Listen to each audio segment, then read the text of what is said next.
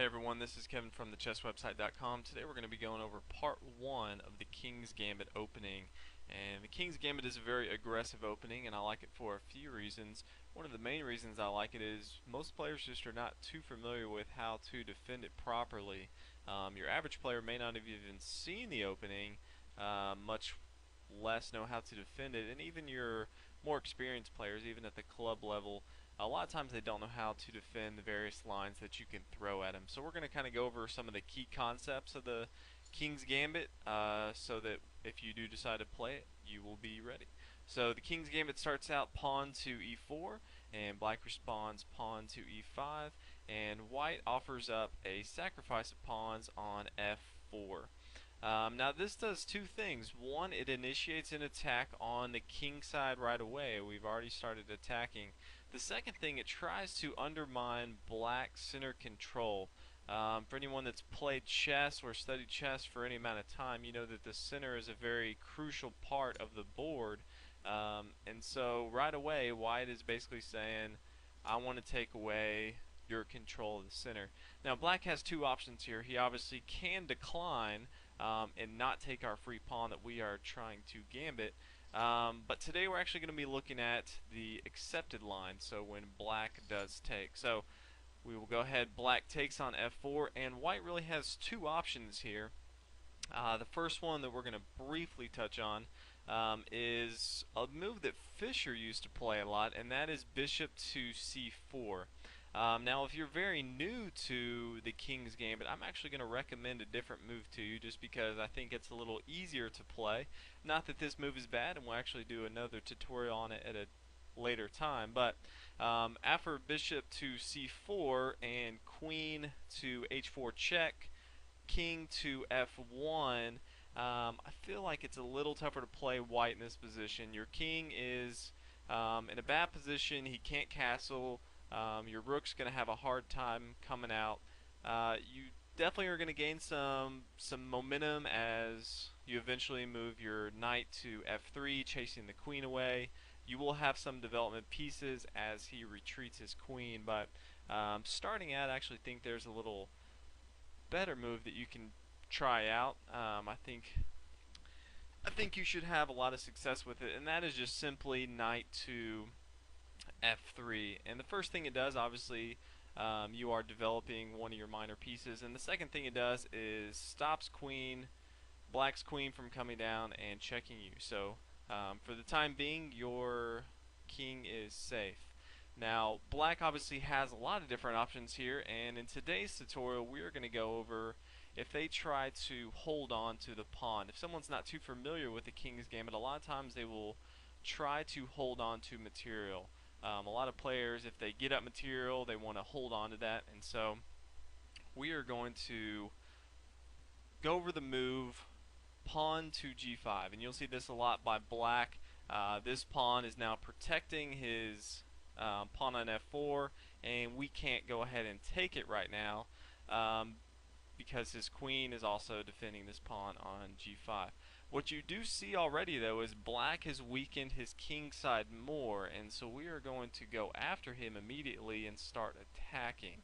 First thing we're going to do is move pawn to h4, and this immediately tries to take away this square from the defender. He can always take our pawn, and after we take, his pawn is hanging, and eventually we can just play our pawn to d4, and our bishop on c1 will be free to take his pawn, and we'll be back even in material.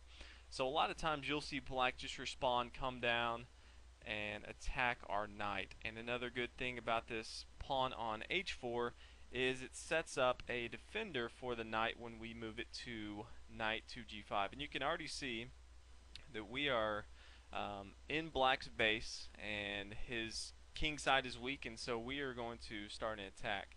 Now a lot of times black in this position, there's two different moves we're going to go over right now.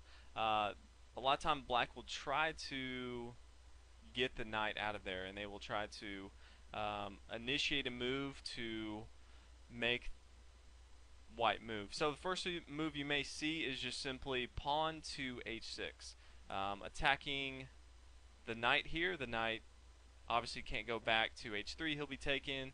Can't go to f3, he'll be taken. Can't go to e4 because of his piece there. Can't go to e6 or he'll be taken. And his other move is f7. So black right away is basically saying move your knight. We're actually going to have another sacrifice here, and we're going to attack the f7 square.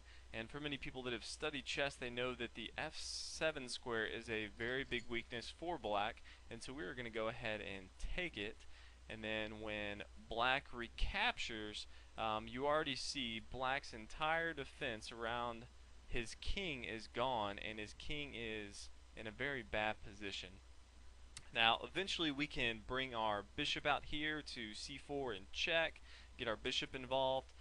We also want to get our queen involved on g4. Anytime black tries to defend his pawn at the beginning, you always want to get your queen to g4. The queen on g4 is just devastating for many reasons.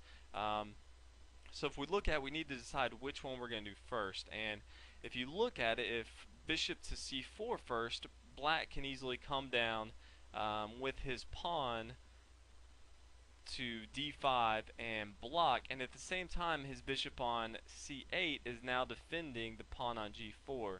And obviously, since we want to get our queen to g4, that's not going to be our first move. Our first move, we're not going to put him in check yet. We're going to go ahead and take on g4. Now the queen is very active.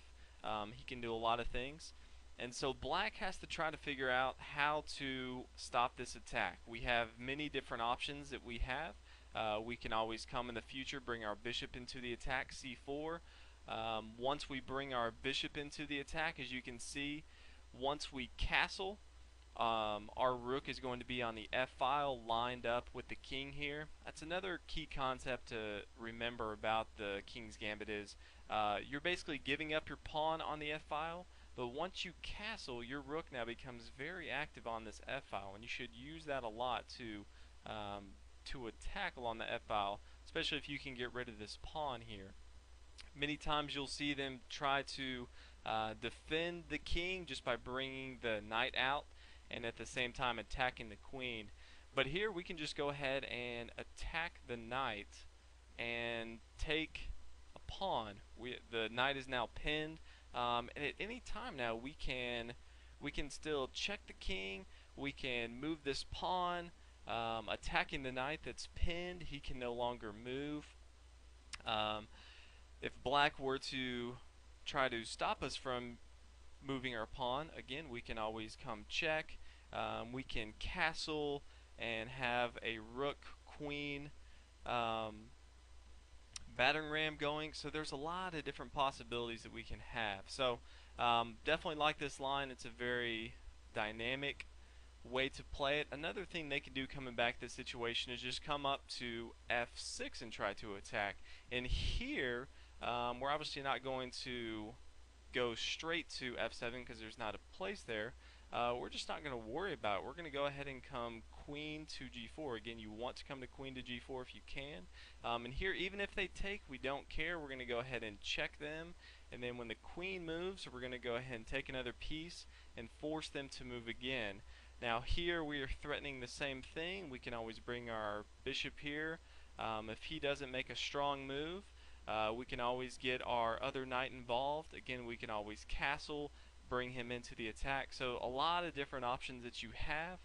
Black's going to be in a lot of trouble. You can always develop your bishop and your knight and castle queenside, and your king will be pretty safe. Now keep in mind, none of his minor pieces or major pieces have moved.